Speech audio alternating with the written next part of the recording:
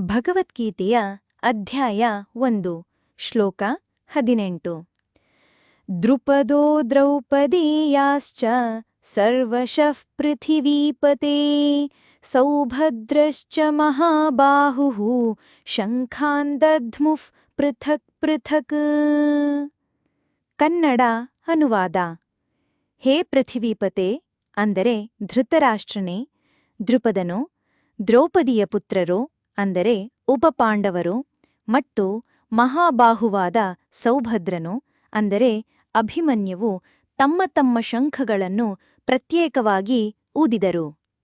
ಅರ್ಥ: ಈ ಶ್ಲೋಕದಲ್ಲಿ ಪಾಂಡವಪಾಳೆಯ ಉಳಿದ ನಾಯಕರು ಕೂಡ ಶಂಖಗಳನ್ನು ಊದುತ್ತಾರೆ. ದ್ರುಪದನು, ದ್ರೌಪದಿಯ 5 ಪುತ್ರರು ಮತ್ತು ಅರ್ಜುನನ ಪುತ್ರ ಅಭಿಮನ್ಯು ಶಕ್ತಿಯ ಸಂಕೇತವಾಗಿ ಶಂಖನಾದ ಮಾಡುವ ಮೂಲಕ ಯುದ್ಧಕ್ಕೆ ಸನ್ನದ್ಧತೆಯನ್ನು ಸೂಚಿಸುತ್ತಾರೆ.